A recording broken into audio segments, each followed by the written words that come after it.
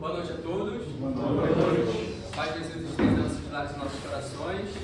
Vamos iniciar mais uma noite com a música do nosso querido mentor, Padre Germano, para ambientarmos um pouco o nosso bocado.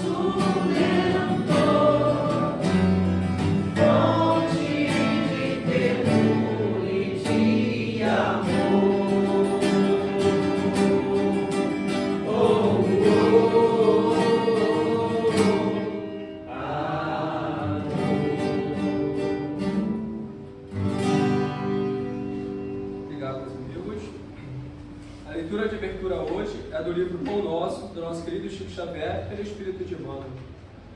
E o capítulo 86 nos diz: intentar e agir. E fazer veredas diretas para os vossos pés, para que o que manqueja se não desvie inteiramente, mas antes seja sarado. A carta de Paulo, aliás, a palavra de Paulo está em Hebreus 12:13.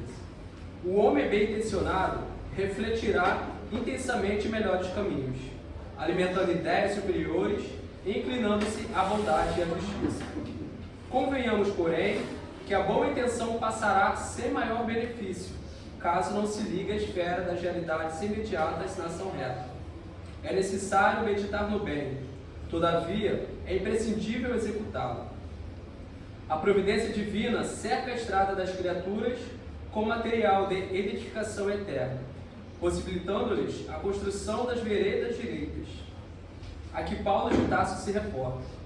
Semelhante realização por parte do discípulo é indispensável, porquanto, em torno de seus caminhos, seguem os que manquejam, os prisioneiros da ignorância e da má-fé arrastam-se, como podem, nas margens do serviço de ordem superior, e de quando em quando se aproximam dos servidores fiéis do Cristo, propondo-lhes medidas e negócios que se lhe ajustem à mentalidade inferior. Somente aqueles que constroem estradas retas escapam-lhes aos assaltos sutis, defendendo-se e oferecendo-lhes também novas bases, a fim de que se não desvie inteiramente dos divinos desígnios. Aplica sempre as tuas boas intenções no plano das realidades práticas, para que as tuas boas obras se iluminem de amor e para que o teu amor não se faça órfão de boas obras. Faze isso por ti, que necessitas de elevação, e por aqueles que ainda te procuram manquejando. Nesse momento, elevemos ao nosso coração ao nosso Pai Celestial, agradecendo-lhe pela oportunidade de estarmos mais um dia reunidos em sua casa, reunidos em Teu nome.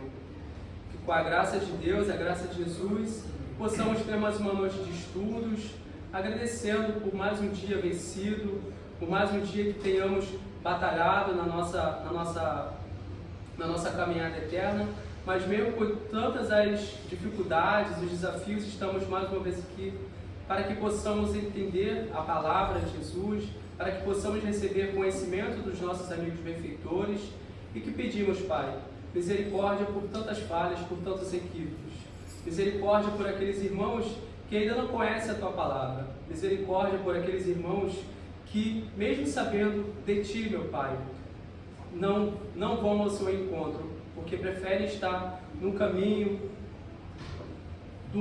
de que possa desviar, ou seja, os irmãos que se encontram manquejando.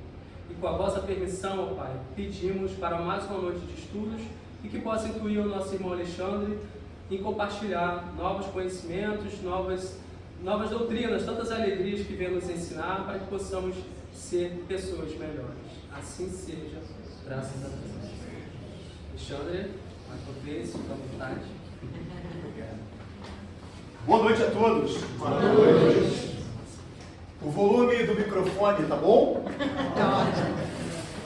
É sempre um prazer enorme estar aqui com vocês, dentre outras coisas, rever meu amigo Ricardo, e o carinho pelo qual eu sou abordado aqui com relação à música. Tá? É interessante como a gente é tratado com as letras, as canções, não é isso? E eu uma vez disse isso numa casa espírita e falaram assim: poxa, isso tem a ver com quem tem sensibilidade. E eu disse assim, eu falei, mas eu acho que eu sou uma pessoa que eu tenho sensibilidade, né? E a gente dizer que tem sensibilidade denota algo ligado ao feminino. Sim ou não? Pois é. O feminino, né, a mulher, ela denota muito essa característica da sensibilidade. Vocês já viram o tema de hoje? Pois é. Vocês vieram para torcer pelos homens ou torcer pelas mulheres? Não, assim, uma vez também me perguntaram, a palestra vai falar sobre a guerra entre homem e mulher? Eu achei isso interessante. E é claro, resolvi apimentar dentro do tema algumas questões sobre isso. Mas vale a pena uma pergunta. É necessário nos dias de hoje falar sobre as diferenças de homem e mulher? É necessário falar sobre a diferença dos direitos ou a igualdade dos direitos? Porque presta atenção, se você perguntar na Bíblia, aonde inicialmente a gente acha a igualdade entre homem e mulher? E logo no início, na criação, a gente já tem essa resposta, não é? A gente vê que a mulher foi criada da costela de um homem. Vocês já entenderam isso? Presta atenção, não diz que foi criada da cabeça do homem. Ela não está acima do homem. Não diz que foi criada dos pés. Ela não está abaixo. Nem serve para ser pisada. Ela foi criada debaixo do braço, costela, para se sentir abraçada. Ela foi criada próxima ao coração para se sentir amada. Assim, o nosso início vai mostrar a você que Deus é masculino, mas a divindade é feminina. Mas Alexandre, e com relação a essa guerra milenar que nós fomos educados a acreditar entre o sexo masculino e o sexo feminino? Se realmente essa guerra fosse real, nós não teríamos nascido. Nós nascemos fruto do amor, não é verdade? E aí, eu lembro que uma vez um senhor disse à sua esposa: Rosalina, Hoje nós fazemos 60 anos de casado. Resolvi matar um leitão. Vamos comemorar, ela diz. Mata teu primo que apresentou a gente. Não dá pra gente fugir culturalmente dessas questões. Mas eu vou mostrar a vocês que Deus é masculino, mas a divindade é feminina. Vocês reparem que eu estou enxergando a divindade. Vocês conseguem olhar nos meus olhos o retrato da divindade? Não dá para fugir disso. Claro, essa é a minha escolha.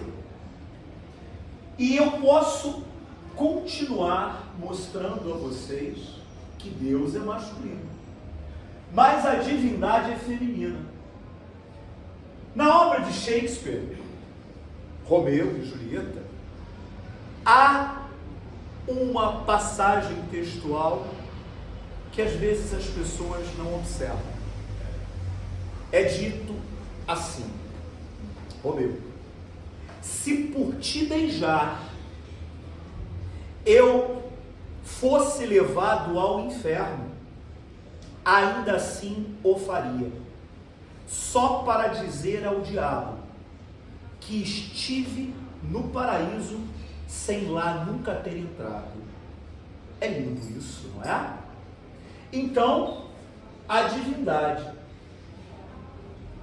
aos meus olhos, quando olho essa foto, a divindade aos meus olhos, quando olho minhas filhas. E é claro, eu preciso lembrar que tenho também a Aisha, uma cadelinha. Tenho 2 irmãs, 9 primas. E para que a gente comece logo a nossa palestra, Deus é masculino. Mas a divindade, reparem bem, vamos falar dos atributos da divindade e o que nos lembra a ideia divina. Bondade. Bondade, feminino. A bondade. Justiça. A justiça, feminino.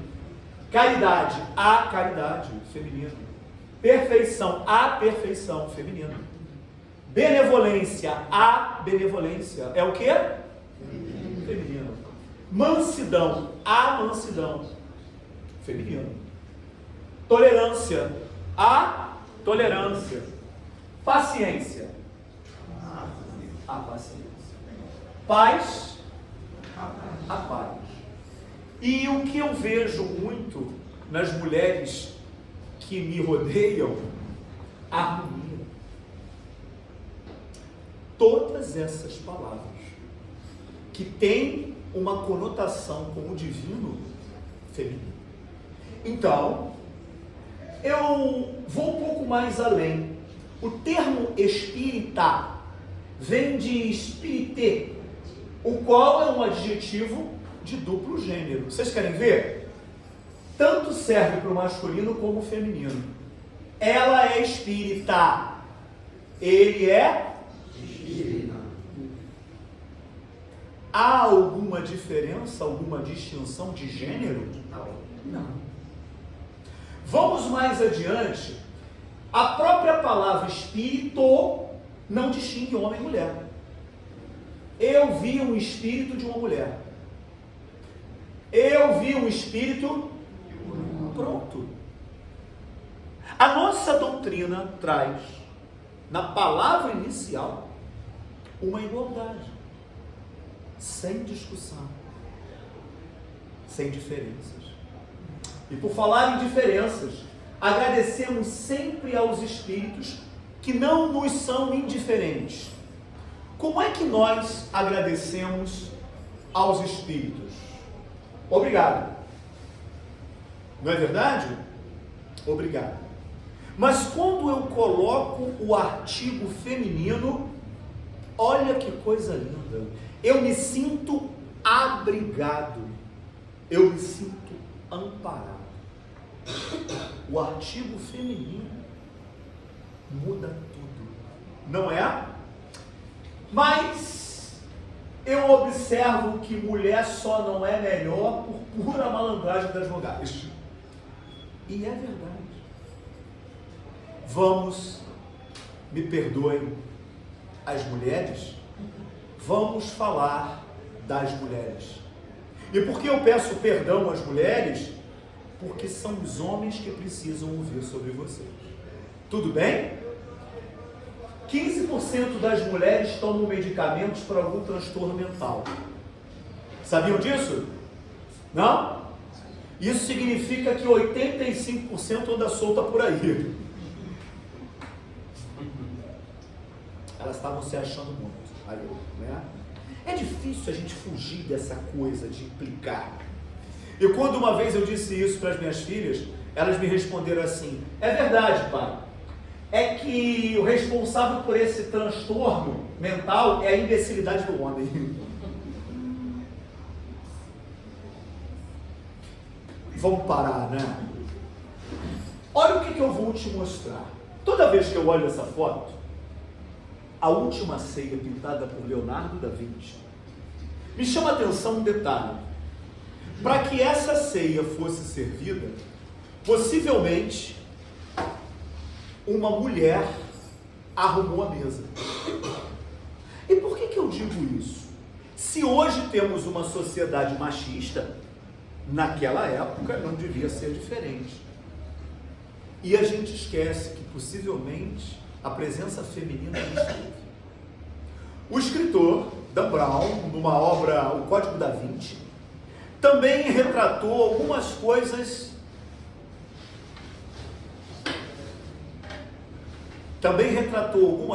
sobre a feminilidade nessa obra. Dan Brown diz, por exemplo, que a figura de João Evangelista não foi pintado como João Evangelista, mas sim, aqui retrata-se Maria Madalena. É incrível, não é? Ele diz que Da Vinci não colocou aqui João, mas sim Madalena. E me perguntam às vezes, eu dou aula do Evangelho segundo o Espiritismo há alguns anos, e me perguntam: Alexandre, Jesus foi casado? E eu digo: se não foi, uma pena. Uma pena. Talvez não tenha sido porque em 3 anos a obra teria que ser feita muito rápido. Mas não importa saber o que Jesus fez dos 12 aos 30. Porque o que ele fez dos 30 aos 33 não é suficiente? Essas perguntas são tão pequenas, mas a grandeza da mulher, bem que poderia ter sido sim retratada aqui nessa obra. Sabe por quê? Porque o retrato da mulher é indispensável na evolução do espírito. E eu vou mostrar isso a vocês na noite de hoje. Dentro da nossa doutrina, eu vou convidar vocês a enxergar um pouquinho sobre isso.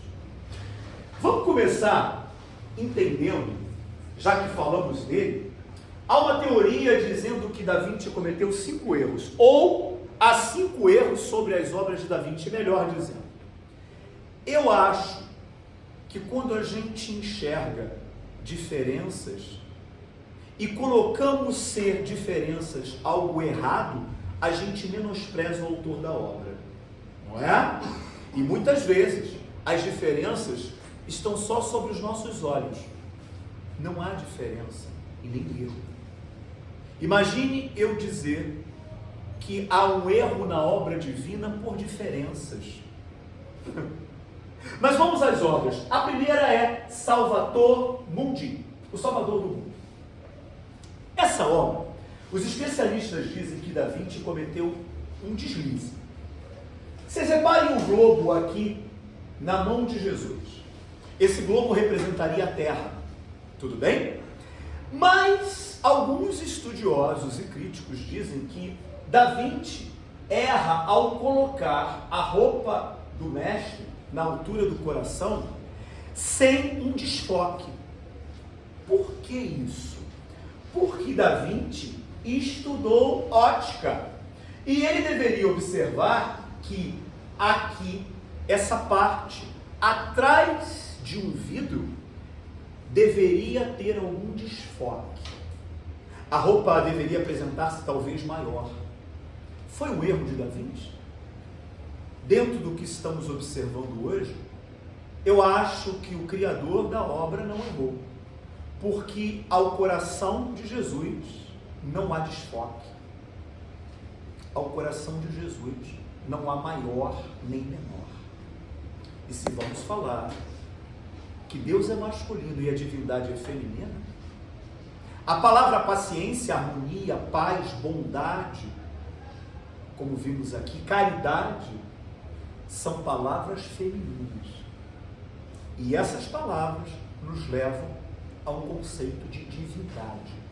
Assim, ao coração de Jesus há uma igualdade, não algo que venha dividir ou separar, como homem e mulher. Há uma outra obra, Retrato de Isabel d'Este. Essa obra eles dizem que não pode ter sido Da Vinci que a fez, inicialmente, porque os traços são mais grosseiros, são traços mais robustos. Até que há pouco tempo houve um estudo mais minucioso. E para responder essa pergunta, se foi ou não feita por Da Vinci, eles, analisando a pigmentação, descobriram que sim, foi feita por Da Vinci. Analisando a sutileza do sorriso, que lembra muito um quadro conhecido de Da Vinci, a Mona Lisa. Sim. Sabe o que eu vejo? Se nós quisermos observar a grandeza do Criador, a gente não tem que ficar prestando atenção em coisas externas. A gente tem que prestar atenção nos detalhes. E os detalhes femininos é que devem ser observados. Porque paz, harmonia, benevolência, caridade e o que mais? São palavras femininas. E é isso que deve ser levado em conta. Não diferenças externas. A última obra, A Dama e o Arminho, descobriram há pouco tempo que esse animal foi colocado ali depois. Atrás do animal, Da Vinci pintou um outro animal. Então, uma nova técnica de escaneamento, o resultado deixou todo mundo, puxa, mas Da Vinci mudou de ideia? E mulher, quando vai sair, essa bolsa tá boa? Não sei, com esse sapato, o que você achou? Hein? Olha só, eu estou te esperando há 30 minutos. Você ainda não decidiu. Ah, mudei de ideia! E talvez Da Vinci queira retratar essa coisa, né? De quero botar outra roupa, quero botar outro sapato. Não sei, pode ter sido. Pode ter sido. Mas sabe o que me lembra? Me lembra que a mulher não tem problema em mudar de ideia. A mulher tem a humildade de dizer: você tem razão. Coisa muito difícil no homem, não é? Eu quero voltar ao primeiro quadro e mostrar a vocês que a última ceia, Da Vinci retrata algo também inusitado, curioso. Nessa obra, ele coloca bem próximo ao momento de discussão um saleiro caído na mesa. Vocês conseguem enxergar? Claro, todo mundo consegue ver um saleiro caído naquela mesa. Mas como eu estou aqui para ajudar a gente enxergar sobre uma outra ótica, e até talvez lembrar que nós podemos sim mudar de ideia, através de detalhes sutis, não de detalhes grosseiros, eu vou ajudar você a enxergar que ao lado de Judas dá para ver um saleiro caído. Aqui. Tudo bem? E por que Da Vinci retrata isso na obra? Vocês lembram que a vovó dizia, quando o sal cai no chão, é briga. Vocês reparem como é difícil retirar um conceito enraizado. Retirar uma cultura que está presa, principalmente social. É muito difícil. E se vamos falar sobre as diferenças que estão enraizadas na sociedade, eu te peço para observar que um homem, numa boate, doido para ir ao banheiro, ele entra num corredor estreito procurando o banheiro masculino. Ele olha essa figura e entra no banheiro. Só que o que ele não sabe é que esse banheiro não era masculino, era um banheiro feminino. A moça que saiu ao bater a porta fez com que a plaquinha caísse. E a plaquinha, na verdade, era assim.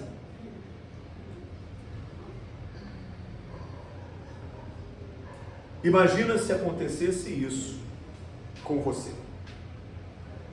Quando você abre a porta, uma fila de moças. O que eu quero te mostrar é que muitas vezes nós tomamos o caminho errado, preso a símbolos. Buscamos portas erradas ou queremos aliviar necessidades preso, agarrado a símbolos. E sutilmente nos equivocamos.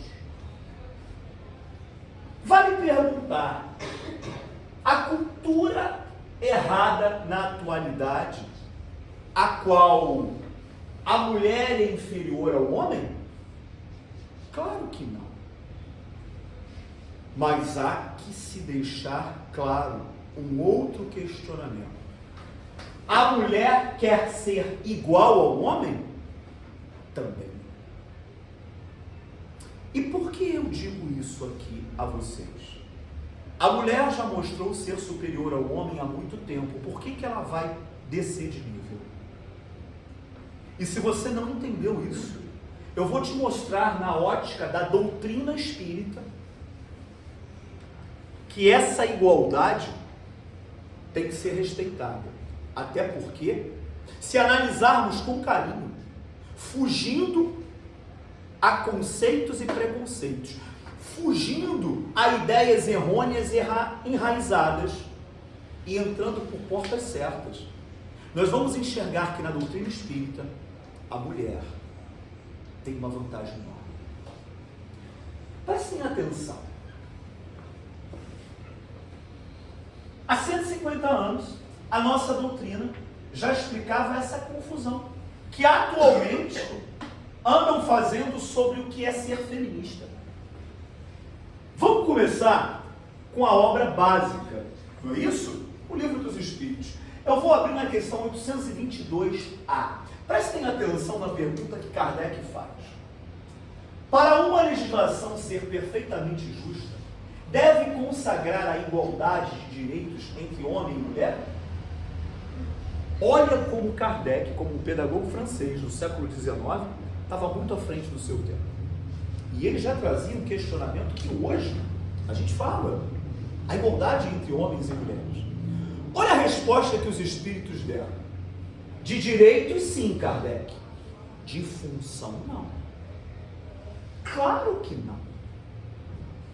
A minha composição corporal, física, em músculo, em estrutura óssea, já denota que alguém me criou com uma função diferente de um outro que foi criado com uma composição diferente, para funções diferentes.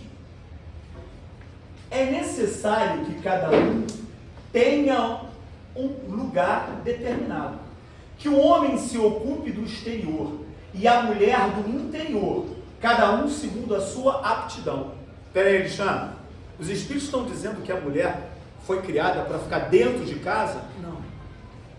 A palavra interior também significa ali a parte moral, a parte de sentimentos, a parte de sensibilizar, tão importante para o objetivo ao qual todos nós fomos criados, a elevação, a sublimação.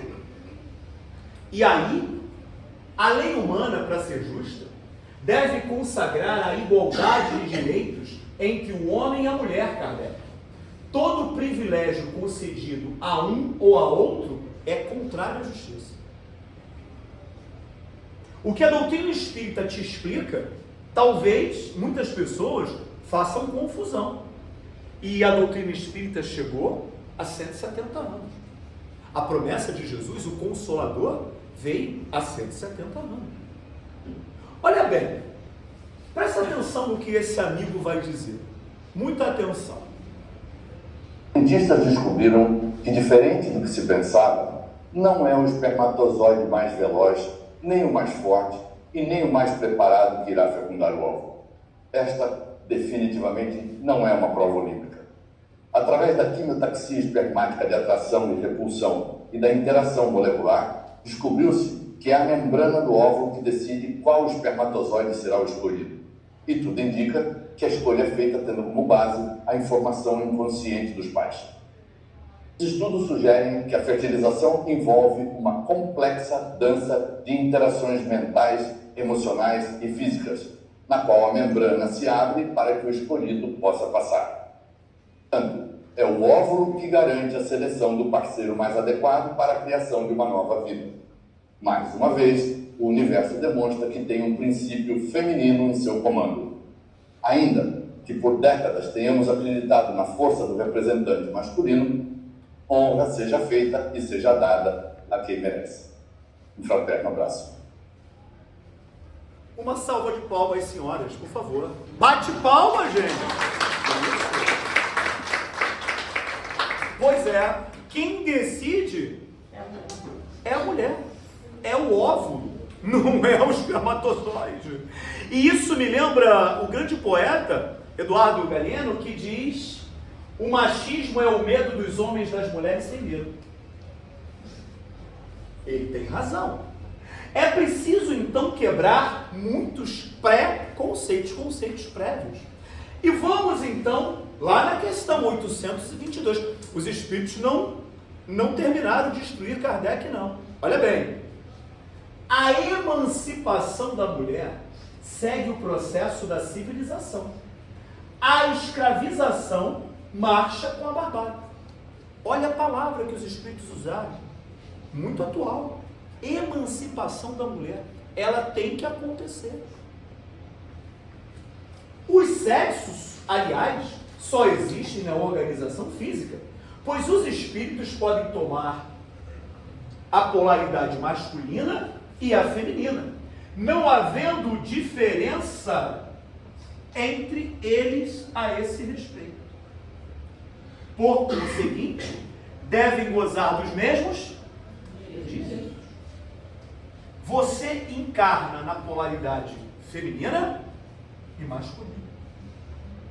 Assim, eu trago, por curiosidade, uma obra lá de Carlos Alberto Braga. Ele esteve com Arnaldo Rocha, que conviveu muitos anos com o Chico, e traz aqui uma informação, da qual eu tenho minhas reservas. Mas é uma obra. E olha bem o que o nosso confrade Arnaldo Rocha fala sobre as encarnações de Francisco Cândido Xavier. Hatshepsut, é assim mesmo que fala, tá? 1490 a.C., a faraó mulher foi a dona do Egito. Charles, no Egito, por volta de 800 a.C. Chico encarna também como uma sacerdotisa lá em Delfos. O oráculo de Delfos, o frontispício dizia: conhece a ti mesmo. Não é? Frase repetida por Sócrates. Você tem que olhar para dentro de você, não só a parte externa. Chico encarna também, segundo Arnaldo Rocha, como Lucina, em Roma, 60 anos antes de Cristo. E essa encarnação é interessante. Flávia Cornélia, aqui, Arnaldo Rocha diz que Chico encarna como filha do senador Públio Lentulus, uma encarnação de Emmanuel. Então, Chico e Emmanuel têm contato há muito tempo. Arnaldo Rocha diz que Chico encarna como Lívia, 233 depois de Cristo. Também como Clara, na França, por volta de 1150 depois de Cristo.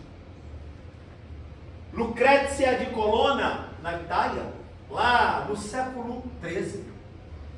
E também como Joan d'Arincourt, lá também na França, século XVIII. Chico encarna como Joana de Castela. E essa encarnação para Chico é interessante porque o marido dela a tranca numa torre.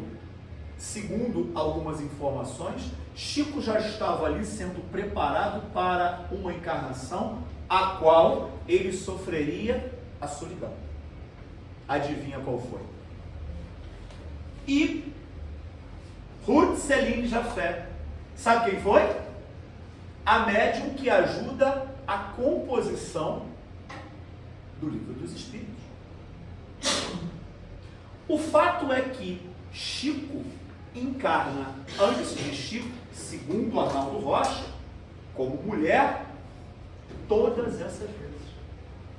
Então, por que essa rivalidade, ou até mesmo esse preconceito entre os sexos?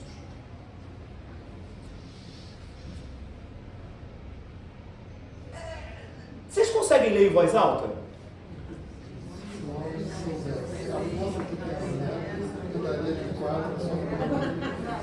Onde é que a gente coloca a vírgula aqui, hein?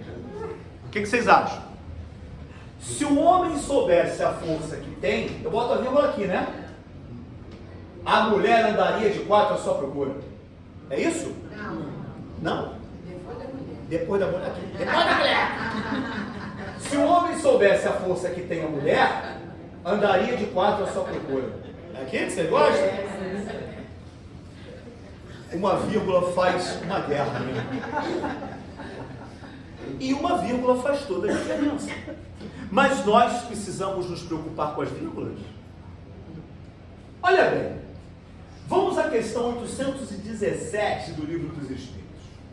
São iguais perante Deus o homem e a mulher e têm os mesmos direitos? Olha a pergunta de Kardec. Se eu fosse a espiritualidade, eu ia dizer assim: haja paciência. Kardec e seus médiuns. Por que eu ia perder a paciência? Claro, eu não sou um espírito superior, não é? Por isso não fui convidado para compor a doutrina.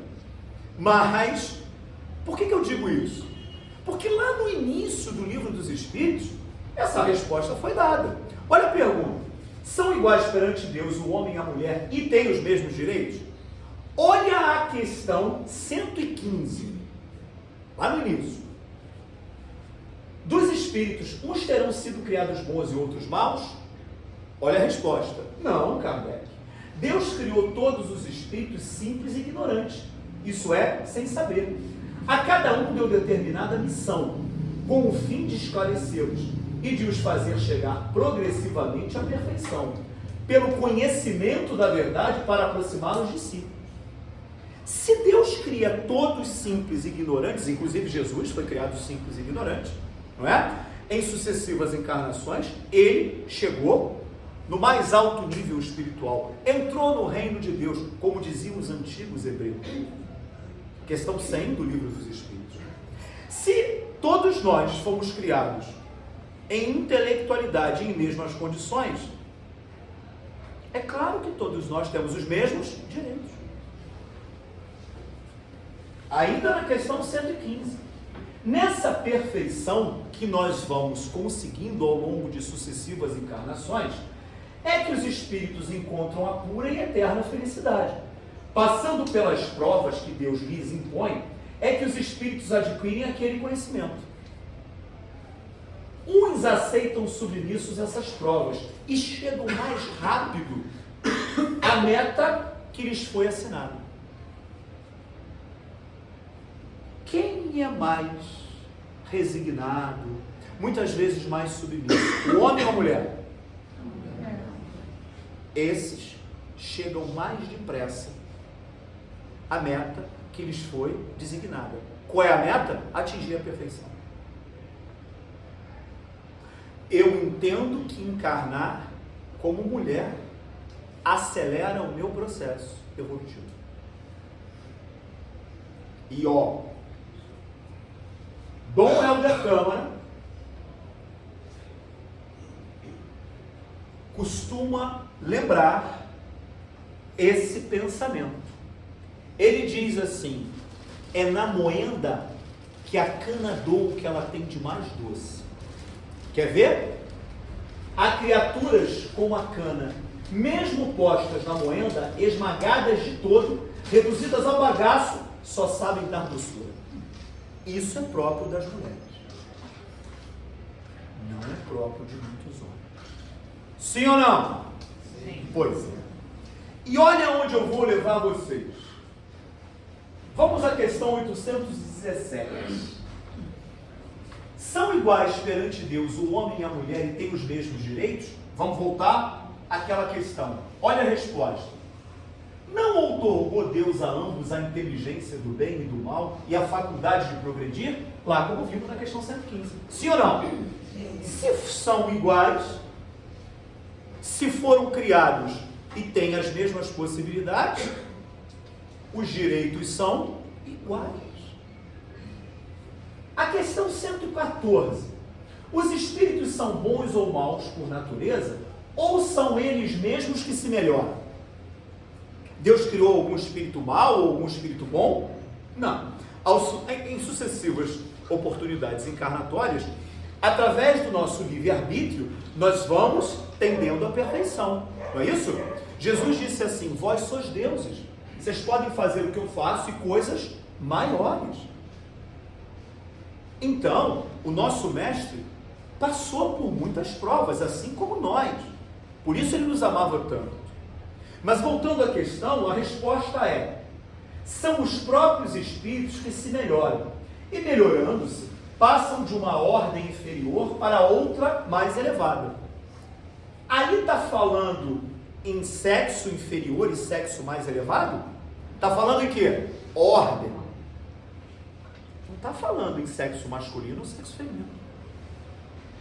Ali já denota que não há, na progressão do espírito, uma diferença entre os sexos.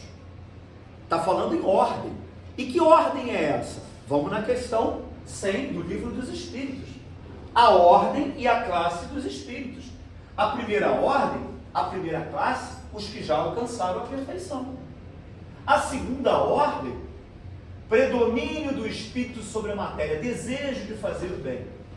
Segunda classe, terceira classe, quarta classe, quinta classe. Espíritos superiores, espíritos de sabedoria, sábios, benevolentes. Olha a terceira ordem, ó. Predomínio da matéria sobre o espírito. A gente tem propensão ao mal. A ignorância, o orgulho, o egoísmo, todas as paixões que são consequentes. Nós temos a intuição de Deus, mas não compreendemos. Apresentam ideias pouco elevadas. São espíritos batedores e perturbadores, neutros, pseudo-sábios, levianos e impuros. A gente ainda está na base da pirâmide, não é? Nós ainda estamos aqui na terceira ordem. Mas o que os espíritos responderam é que nós evoluímos em ordem. A gente passa de uma ordem inferior para uma ordem mais elevada. Não tem nada a ver com sexo. Um sexo inferior com um sexo superior. Então, é preciso continuar o raciocínio. Vamos lembrar que Jesus faz uma reunião com os discípulos. Lá, para os lados de Cesareia de Filipe, ele faz uma pergunta aos discípulos assim: que dizem os homens quem é o Filho do Homem? Ele queria saber o que os homens falavam sobre ele. O que estão dizendo aí sobre mim? Os homens, as pessoas. Senhor, uns dizem que é João Batista, mas outros que é Elias, e outros que é Jeremias, ou algum dos profetas. Tudo bem? Essa era a opinião das pessoas. Agora Jesus muda a pergunta. E vocês? Quem vocês dizem que eu sou? Eu quero saber quem anda próximo a mim. Esse tem uma ideia de valor. Esse tem uma conotação sobre mim. Esse tem uma análise sobre mim diferente. Não é? Proximidade. E olha a resposta como é incrível. Pedro, o mais bravo, não é? Um homem analfabeto, complicadíssimo para entender as coisas, ele surpreende. Tu és o Cristo, o Filho do Deus vivo. Como é que pode? Mateus era o mais intelectualizado ali, não é? Mas quem respondeu foi a pessoa mais simples. Quando eles ouvem isso, Jesus diz assim: bem-aventurado és, Simão, filho de Jonas, porque não foi a carne e o sangue que te revelaram isso, mas sim meu Pai que está no céu. O que Jesus está querendo dizer com isso aqui? Quando ele fala, não foi a carne e o sangue que te revelaram isso. Sabe o que Jesus está dizendo? Não é você que está falando não, Pedro. Quem está falando são os Espíritos. Tu é médium, Pedro. Jesus está revelando a mediunidade de Pedro ali. Aliás, os 12 foram escolhidos por mediunidade. Entenderam? Por que eu estou fazendo esse comentário? Primeiro, vocês não têm proximidade com a mãe de vocês? A opinião dela não é importante? Como é que é a opinião dos outros quando dizem que uma mulher inferior ao homem toca mais você do que a proximidade que vocês têm com a mãe de vocês? Segunda informação: a opinião das pessoas é importante, mas a opinião que nós devemos seguir sobre as diferenças, a mais importante é trazida pelos Espíritos. Não é sobre o que dizem por aí. É isso aqui. Devemos valorizar o que os Espíritos elevados nos dizem, e não o que as pessoas comuns apregoam. A gente tem que identificar a superioridade moral no ser, não a física ou estética. Alguma dúvida? Pois é. E aí, eu lembro que quando Jesus recebe a visita do principal dos sacerdotes dentro do Sinédrio, o velho de nome Nicodemos, que vai se esclarecer com Jesus. Claro, ele vai de noite, né? Ele não queria ser visto, não é verdade? Imagina, de repente, aqui nós recebemos a visita, não é? Do Silas Malafaia. Ele quer conversar sobre doutrina espírita, ele quer se instruir, mas ele vem escondido. Tá certo? E normal, não é? Tudo bem. Mas Nicodemos foi. Ele jogou o orgulho de lado, a vaidade, a arrogância, e foi buscar informação de um jovem de 30 anos de pé descalço. Ele tem um mérito danado, Nicodemos. E Nicodemos quer saber como é que ele faz para chegar no mais alto nível, chegar no topo da pirâmide, né? Questão 100 do Livro dos Espíritos, alcançar a primeira ordem. Sabe como é que os hebreus diziam? E os judeus, não é? Como é que eles falavam? Entrar no reino dos céus, chegar na primeira ordem. Jesus responde para ele: quem não nascer de novo não pode entrar no reino dos céus. É preciso que você encarne. Tudo bem? Mas sabe por que Jesus respondeu a ele? Porque quando ele olha para Jesus, ele diz assim: Rabi, ele chama Jesus de mestre. Jesus era um andarilho, hein? Ele era o principal dos sacerdotes. Ele diz: Rabi, bem sabemos que vem por parte de Deus.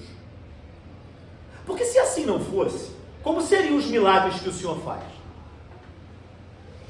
Nicodemos observa além de um pé descalço, de uma idade. Tudo bem? Nicodemos vê além. Ele está enxergando a obra que Jesus estava praticando. Por isso ele chama Jesus de mestre. Quando nós olhamos alguém, uma pessoa, um ser humano, a gente está preocupado com o sexo que ele tem? Se estivermos, está tudo errado. Tudo errado. E a gente não vai receber resposta do alto. Quando a gente se preocupa com as exterioridades. E eu ouso dizer a vocês que Nicodemos obteve a resposta porque ele fez a pergunta enxergando quem era Jesus. Ou seja, se só o exterior é que importa, eu vou ter que dizer que essa senhora encarna atualmente. Não é verdade? Se a gente ficar preocupado só com o exterior, não é? Se só a parte física que nos chama a atenção, Catarina encarna atualmente. Não é verdade?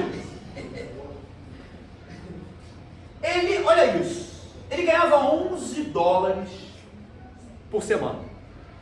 Ele trabalhava, atenção, 10 horas por dia. Quando ele chegava em casa, à noite, exausto, ele ia para um galpão atrás de sua casa. Lá, a sua esposa estava esperando com uma comida quente. E ela segurava o lampião todas as noites para aquele homem. A ideia daquele homem era construir uma máquina. Tempos depois, ele sai daquele galpão com uma carroça sem cavalos, andando. O nome do homem, Henry Ford, o construtor, o criador, o inventor do automóvel. Anos e anos e anos se passam.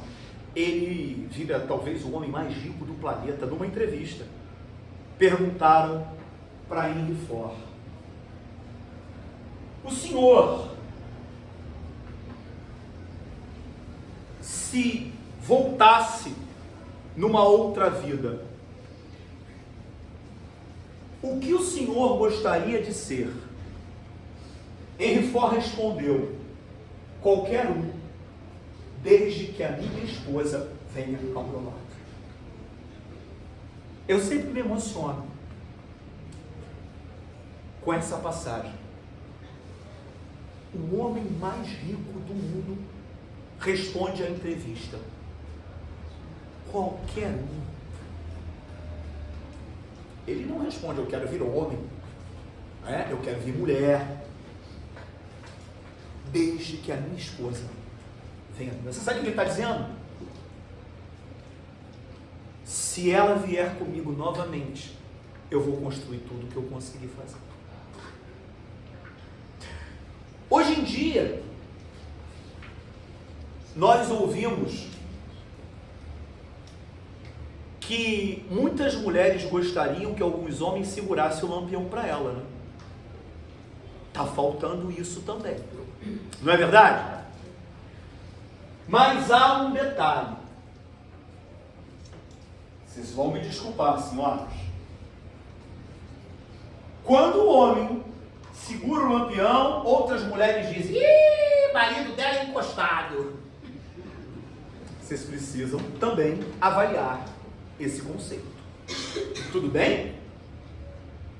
Repare que há um conceito sobre a falta de educação do homem, a falta de caráter do homem.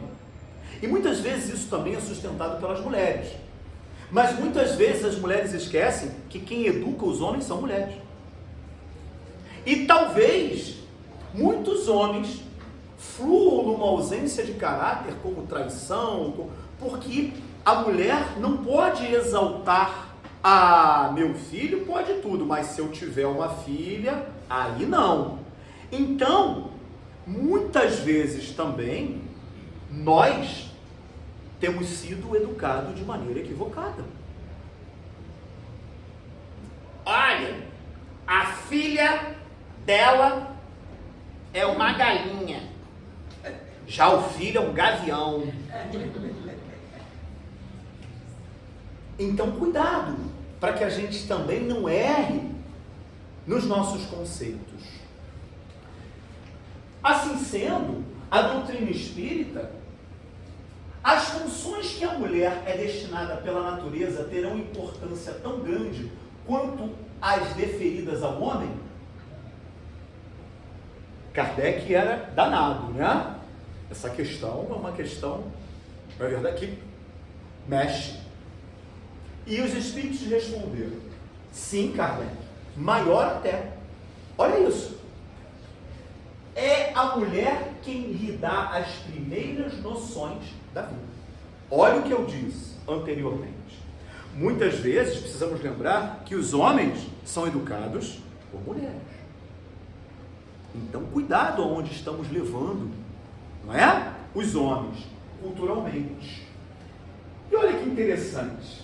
A questão 866 faz com que a gente pense: tu mesmo escolheste a tua prova. Quando a gente vem reencarnar, a gente escolhe a prova. Quanto mais difícil ela for e melhor a suportares, tanto mais te elevarás. Como às vezes é difícil encarnar como mulher, não é? O que muitas vezes as mulheres, até socialmente, são obrigadas a passar? Mas olha bem, olha a cola que os espíritos deram a vocês. Os que passam a vida na abundância e na aventura humana são espíritos pusilânimes, que permanecem estacionários. Assim, o número dos desafortunados, infelizes, é muito superior ao dos felizes desse mundo. Porque você, muitas vezes, diz: eu vim aqui para ser feliz, não é? Quando você reencarna, você recebe uma carteira de trabalho, você não recebe um passaporte, ainda que você esteja aqui de passagem. E muitas mulheres sabem disso. Enquanto que muitos homens: eu vim aqui para ser feliz. E ó, atenção, atento que os espíritos, na sua maioria, procuram as provas que lhes sejam mais proveitosas. Eles veem perfeitamente bem a futilidade das vossas grandezas e gozos. Ah, eu deixo a minha mulher em casa e vou curtir. Olha, você acha que você está fazendo um excelente negócio? Acresce que a mais feliz existência é sempre agitada, sempre perturbada, quando mais não seja pela ausência da dor. Sabe qual é a existência que você mais evolui? É que é a prova mais difícil. E quanta dificuldade, às vezes, a mulher enfrenta, que o homem nem sonha. Vocês estão achando que isso é ruim? A evolução e a elevação é proporcional à dificuldade que vocês estão atravessando. Olha bem, nenhuma influência exerce os espíritos dos pais sobre o filho depois do nascimento da criança? Antes não é? Porque a criança, ela vem com um arcabouço, ela vem com um histórico de outras encarnações. Mas a pergunta de Kardec, eu frisei ali, ó, depois do nascimento, os pais não exercem influência neles? Sim ou não? Sim. Ao contrário, bem grande influência exerce. Conforme já dissemos, os espíritos têm que contribuir para o progresso uns dos outros. Pois bem, os espíritos dos pais têm por missão desenvolver entre os seus filhos pela educação. Constitui-lhes isso uma tarefa, tornar-se-ão culpados se vierem a falir no seu desempenho. Olha a responsabilidade que a mãe muitas vezes toma para si. E quando ela tem êxito, quão grande é o mérito dela perante os olhos do Criador. Mas nós estamos avaliando a obra de forma errada. Estamos enxergando o quadro de maneira errada. Estamos criticando o autor da obra, talvez de forma equivocada. E olha, presta atenção numa coisa. Alexandre, pelo que eu enxerguei aí, eu estou apavorada. Por quê? Você não conhece meu filho. Eu fiz de tudo. Fez de tudo? Fiz. A responsabilidade então é de quem? É dele. A questão 621, o Livro dos Espíritos, a pergunta de Kardec é linda. Onde habita as leis de Deus? Resposta: em vossa consciência, Kardec. Fez de tudo mesmo? Então a responsabilidade passa a ser de quem? Tudo bem? Viktor Frankl diz que o sofrimento vem da falta de um sentido para a vida. Esse cara passou pelos campos de concentração. Presta atenção nisso. Lá, ele enxergou uma coisa interessante. Muitas pessoas diziam: eu vou sair daqui vivo. Imagina você no campo de concentração dizer: eu vou sair daqui vivo. E ele observava que essas pessoas que diziam isso tinham um propósito incrível. Eu preciso voltar a enxergar o meu pai. Eu preciso ver de novo a minha mãe. Para onde levaram a minha filha? Até por um sentido de vingança. Aqueles que mais sobreviviam não se entregavam. Quando esse homem, então, sobrevive, sai dali e se torna um professor de uma universidade, onde os alunos tinham famílias com muito dinheiro, ele observa que muitos alunos se suicidavam. Por quê? A ausência de um sentido para a vida. Viktor Frankl, então, cria o que vocês conhecem como a logosofia. E também nos traz a seguinte informação: quando você tem um propósito, pouquíssimas coisas te afetam. Sabe quem tem um propósito enorme em cada encarnação? As mães. Olha como é a luta das mães em prol dos seus filhos. Como elas têm um propósito. Por isso suportam tantas coisas. Por isso o mérito é enorme. E para a gente então começar a concluir, a fraqueza física da mulher não a coloca naturalmente sobre a dependência do homem? Kardec não era fácil, né? Por isso que eu sou fissurado em Kardec. Eu sou viciado em Jesus e fissurado, adoro Kardec.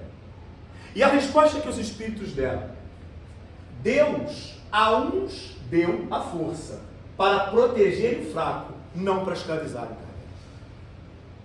Nossa Senhora! Coisa linda, não é, senhores? Hein, senhores? Pois é. E aí, Kardec vai fazer um apontamento. Deus apropriou a organização de cada ser as funções que lhe cumprem desempenhar. Lembra que todos têm uma missão? Todos foram criados com um propósito? Tendo dado à mulher menor força física, deu-lhe ao mesmo tempo maior sensibilidade em relação com a delicadeza das funções maternais e com a fraqueza dos seres confiados aos seus cuidados. A mulher não tem a força do homem, mas ela tem algo de muito mais importância: sensibilidade. É isso que faz toda a diferença. Vocês querem ver? Jesus foi carpinteiro durante 30 anos, não é? Pelo menos ali talvez uns 20 e poucos anos ele foi carpinteiro. Precisou de muita força, não precisou? Mas não foi pela força que você conheceu Jesus. Foi a sensibilidade, a amorosidade, o carinho e a tolerância. Atributos muitas vezes femininos. Tudo bem? Podemos ir embora? Antes de eu me despedir de vocês, eu quero abrir, na minha opinião, o livro dos livros. O Evangelho segundo o Espiritismo, lá no capítulo 17, item 2. Prestem muita atenção na informação.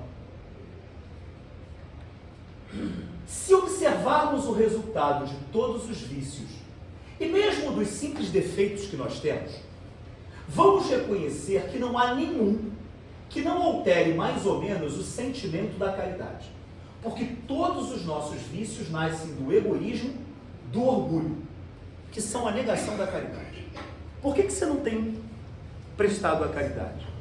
Ou porque você só pensa em você, ou porque você, eu tenho outras coisas, eu não vou me sujeitar, me submeter, não é?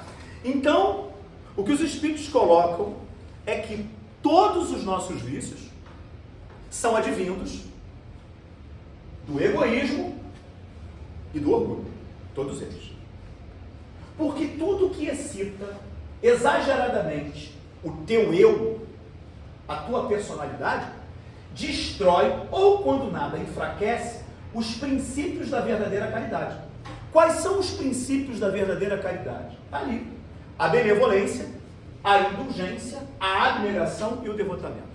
Se fora da caridade não há salvação, você tem que entender quais são os princípios da verdadeira caridade. Primeiro é jogar fora o egoísmo e o orgulho, que eles são a negação da caridade. Segundo, quais são os princípios da verdadeira caridade? Benevolência, indulgência, abnegação e o devotamento. Você sabe o que é benevolência? Agir no bem. Enxergar o bem nas coisas. Indulgência. Indulgência é o perdão incondicional. Sabe por que eu te perdoo? Porque perdão não é troca. Eu te perdoo. Jesus disse assim: meu Pai faz nascer seu sol entre bons e maus, cair chuva entre justos e injustos. Como quem diz assim: quem é você para não perdoar o outro? Você se acha maior que Deus? Madre Teresa dizia: quem me ama merece o meu amor, quem me odeia precisa do meu amor. Você sabe o que é abnegação? Abnegação. Negar a si mesmo. Pensar no outro. Quem trabalha nessa casa é abnegado. Pelo menos hoje. Está pensando nos que aqui chegar. Jesus diz: todo aquele que quiser me seguir, tome sua cruz e me siga. Negue a si mesmo, tome sua cruz e me siga. Você não tem uma missão aqui? Sim ou não? Isso é a cruz. Então, você tem que parar de pensar em querer ter razão o tempo todo, lembrar que você tem uma missão aqui e seguir o que ele te ensinou. Porque todo aquele que quiser ganhar a sua vida vai perder. Quer ter razão sempre? Só está pensando em você? Você vai perder a oportunidade encarnatória. Mas todo aquele que quiser perder a sua vida por minha causa, a causa que ele trouxe, aquele que pensar mais no outro, esse vai ganhar. Isso é abnegação. E por fim, devotamento. Sabe o que é devotamento? É o que vocês estão fazendo aqui agora. Não desistir. Eu tenho certeza que todos vocês, hoje, um momentozinho de... eu acho que eu não vou hoje não. Eu acho que hoje eu vou ficar em casa, tá? Assim, também, não sei, estou me sentindo meio mal. Mas é devotamento. É não desistir. Então, esses 4 pilares são os princípios da verdadeira. Se fora da caridade não há salvação, você tem que trabalhar esses 4 pilares. E eu quero me despedir de vocês, lembrando que uma mulher pensou mais no outro do que nela. Jesus para em frente ao templo. As pessoas jogavam moedas no gasofilácio. Era o cesto, vamos assim dizer, das ofertas. O gasofilácio era feito de cobre, de metal. Para que a pessoa jogasse a moeda, fazia barulho, todo mundo olhava que você estava doando, né? Todo mundo via que você estava doando. De repente, depois de muitos passarem por ali, uma viúva joga uma moeda. E ele pergunta aos discípulos: quem mais ofertou? Quem mais doou? Os discípulos disseram: nossa, mas quanta gente passou ali? Pergunta difícil. Jesus diz: em verdade digo a vocês, essa mulher foi a que mais doou. Como assim, mestre? Ela doou uma moeda. Todos doaram o que sobrava. Ela doou o que ela nem podia ter dado. Abnegação. Vamos a outra palavra que são os princípios da verdadeira caridade? Benevolência. Jesus carregando a cruz, os olhos colavam. Sabe por quê? Porque o suor e o sangue na pálpebra, imagina aquilo. Ele apanhou a madrugada inteira. Ele estava arrastando um madeiro dificílimo de carregar. As pessoas estavam penalizadas, todas elas, mas só uma mulher se atreveu a passar à frente de todos, arrancar um pano roto do bolso, passar no rosto de Jesus. O nome dela, Verônica.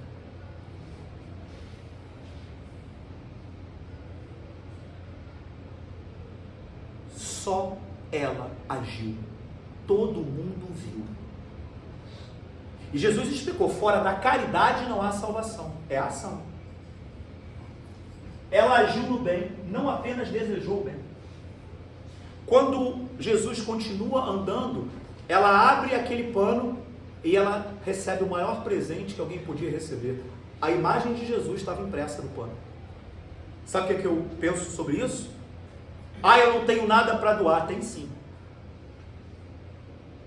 Ela usou o que ela tinha. Não se preocupe em dar um pouco, porque você vai receber o que você nem imagina. A terceira palavra, devotamento, não desistir. A mulher com fluxo de sangue passou 12 anos com esse problema. Na época não havia absorvente. Tudo bem? Sangrava muito. Sabe o que ela pensou? Se eu tocar as vestes dele, preste atenção, ela não pediu um passe. Ela não pediu uma fórmula. Ela não pediu uma oração. Ela não pediu nem para conversar com ele. Se eu encostar naquela veste, eu vou ficar curada. 12 anos, a Bíblia diz, o Evangelho conta que ela gastou tudo que tinha. Ela ficou na miséria. Mas ela não desistiu.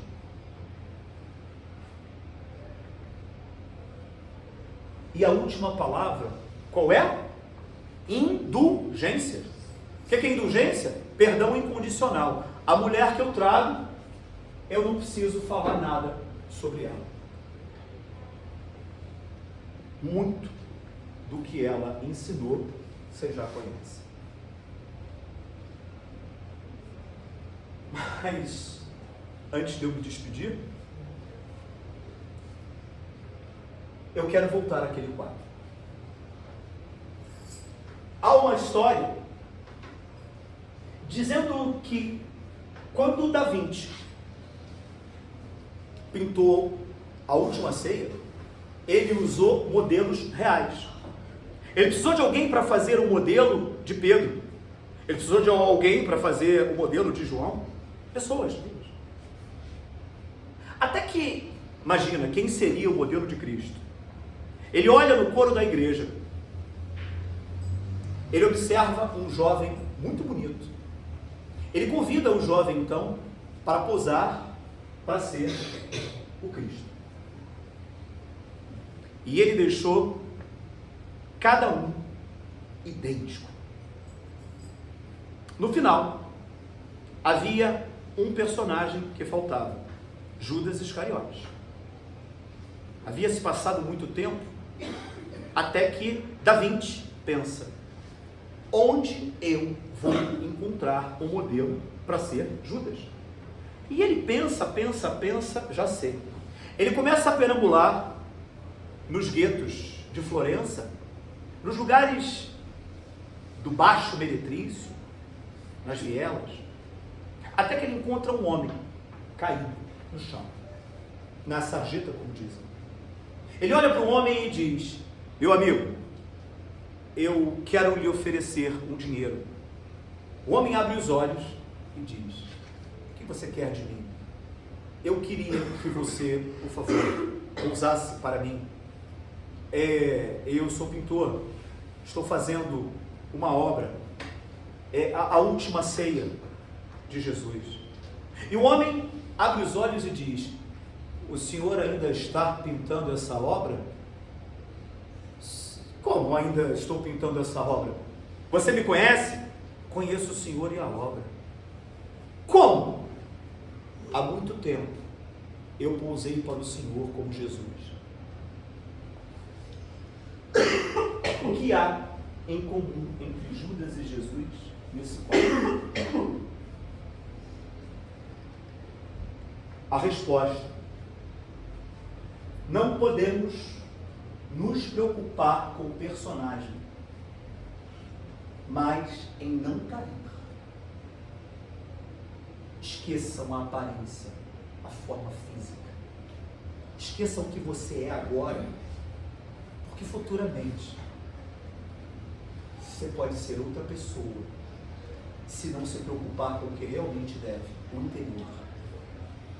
Deixando de ser modelo de Cristo para sermos modelo de Judas, por uma questão exterior ou de estética. Não traiam o Criador, menosprezando esse ou aquele, trocando todos os ensinamentos de Jesus por valorizarmos as formas exteriores. A minha oração final